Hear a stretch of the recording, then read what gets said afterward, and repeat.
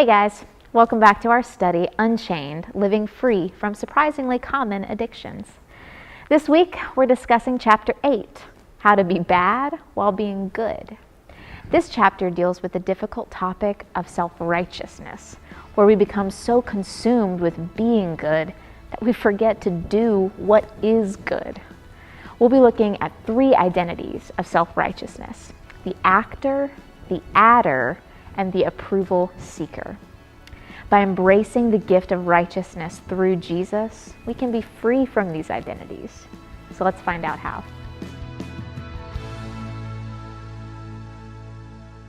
I think self-righteousness is probably something that we all struggle with, and probably as Christians it's even easier to fall into that. And I certainly don't pretend that I've never, judged anyone based on actions or looks, because I certainly have. But I feel like you can really take that to an extreme. And an example I can think of is at a church I used to be a member of. On Wednesday nights is when we had our youth program, and I helped with the youth. And one night our guys invited someone to church, and that same night they had adult programming and everything too. But this kid came in, with his friends, and he was wearing a baseball hat. And he was coming in right as one of our older members was coming out.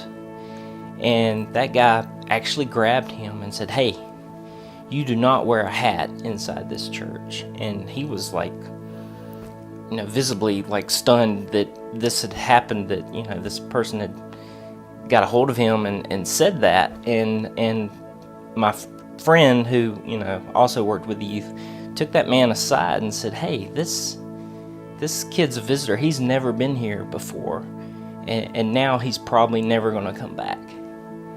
And he probably didn't, because I don't remember seeing him again.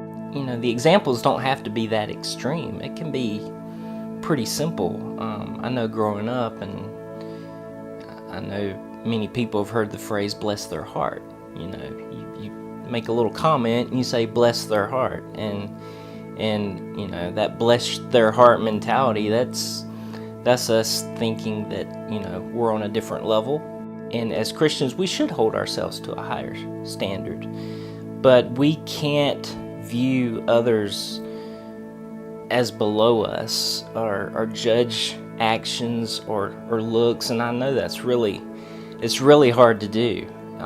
But Jesus viewed us all the same, and we need to follow that model. We can't judge others. We don't know what they're going through. We don't know their situations, and just the fact that we're judging someone could really, cause more issues for them. Instead of showing them love, we're showing judgment, and we're not showing, we're not showing Jesus when we're doing that. Self-righteousness is something that we struggle with internally a lot of times. A lot of times people don't see it.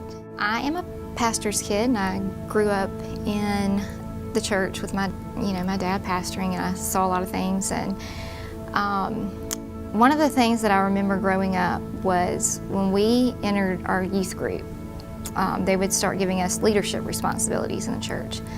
So mine and this other girl, Mandy's, responsibility was to take up the offering every week at church. That was what we did. And Mandy came from a lower income home. They struggled financially, didn't have the nicest things. She couldn't wear the nicest clothes to church.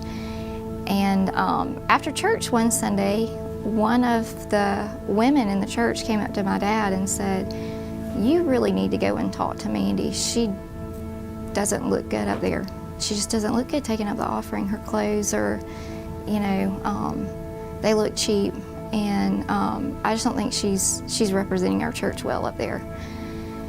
So my dad disagreed with this particular woman, but later decided that he would go talk to one of the other women in our church that he respected. And a lot, and she's very wise. And so he went to Peggy, and he said, Peggy, this has happened. What do you think we should do about it? Because I don't think that this woman's going to let this go.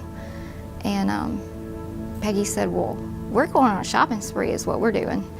And so she called Mandy up, and she said, I love you, and I would love it if you would go with me to the mall, and I just want to take you shopping. And so that's what she did. She went and bought her all kinds of, new clothes to wear to church, and Mandy was so proud of, the new stuff that she had, and she was proud to come to church and show it off. And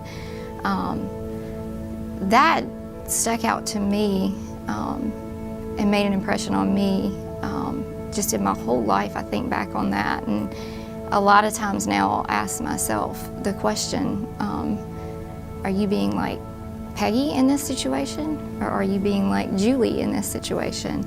A few months back, I went to Kroger to do some grocery shopping, and I was walking around the aisles, especially I think the produce section specifically, and there was a guy looking up at a balloon, like taking a selfie with a balloon. And I remember looking at him and being like, man, he looks so familiar. And at that point in time, I was like, it was bugging me. I was like, where do I know this guy from? Where do I know this guy from? And so I continued shopping, got done, did my groceries, all that sort of stuff, and walked out of the building, the Kroger on Tom Hill, and I saw that same guy and this girl at their car unloading their grocery basket. Now, so at that point in time, it clicked with me, and I was like, oh man, I know these people. And so I walked up to them, I was like, hey, how you doing? They're like kind of looking at me all funny. And I'm like, hey, do you remember me? And they're like, what's your name? And I was like, I'm Nate McGehee, from middle school. We went to Miller Middle School together. And they looked at me and were like, oh man, you look so much different than everybody else we went to middle school with. You look like you've done so much better. And I was like, oh wow. And you could tell because you could tell they were living a different lifestyle than me, but in that moment, I felt like it was kind of an aha moment for me. As I got in my car, I was like, I'm no better than these people when it comes to my sin. Even though you can tell they've chosen a different lifestyle than me or made different life choices, my temptation was to look at these people and be like, oh, they're worse than me, their sin's worse than mine. But at the heart of the matter, my sin is the exact same as their sin in Jesus' eyes. I'm not necessarily a people pleaser, but I've always cared a little bit about what people thought. And my personality is to try to earn stuff. And so I wanted to earn my salvation through, I guess, self-righteous acts and looking down upon people like, oh, I'm doing so much better than this person, or I go to a Christian school, or I go to church every time the doors are open. And the thing is, I can be involved in all of those things, but that's not the thing that saves me. And that's the beauty of the gospel. It's just,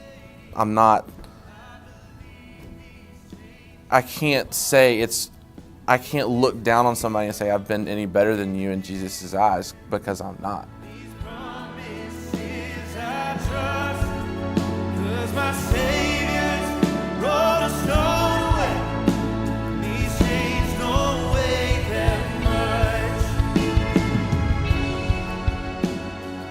Hey guys, and welcome to the last session of our Unchained series. This was, by the way, my favorite chapter of the book to write. Mainly because all of us believe that we do not struggle with self-righteousness, but all of us do. I mean, if you read the chapter, you know that I confessed to my own struggle in this area several years ago when Katie and I jumped into the foster parenting deal. Our passion for what God had called us to do slipped into something more. Well, for me at least it did. I'm sure Katie didn't struggle with this, but I did. I mean, I began to think that our calling should be everyone's calling. I talked about foster parenting a lot, and I probably annoyed a lot of my friends. Now, if you were one of those who had to listen to me talk about fostering and adoption far more than I should have, please cut me some slack. Katie and I were going to all of these foster parent meetings and conferences where everyone had the same passion. The meetings felt like being in the locker room during halftime of a college football game. I mean, they were informative, but mainly they were emotional, fire 'em up speeches designed to get people ready to hit the field and take on our opponent, which is children without homes. And so admittedly, I became a little overzealous and maybe slightly judgmental, perhaps even looking down my nose at those who weren't engaging in foster parenting or adoption. But then as I wrote this chapter, I realized that we all pretty much have our thing. I mean, for some people, it's how much of the Bible you know. They go to all of the in-depth Bible studies and they get really fired up about the original Greek language and they can quote long passages of Scripture and although they don't say it, they think they are more spiritual than the average Christian. Or for others, it's being super radical in their life, selling their possessions or moving into a tiny little house and using their vacation days to go on mission trips to very poor nations or working at an inner city homeless shelter. And again, they won't admit it, but they would probably say something like, yeah, you're a Christian, but you're not missional like I am missional. Or for others, it's getting super involved in political life and trying to make a difference on the public stage. Or for others, it's a focus on certain spiritual gifts, like maybe speaking in tongues or on physical healings. Or it's a passion for working in a certain area of the church, like the preschool area or the children's area, or it's any number of other things. It's so easy for us to follow God's calling on our lives and then believe that everyone should have this same calling. Then to look down our spiritual noses on those who aren't like us. So, in this session, you'll talk about several different passages dealing with self-righteousness, and hopefully you'll get a chance to be real with one another and talk about your own struggles in this area. And I hope your last meeting together is a great one.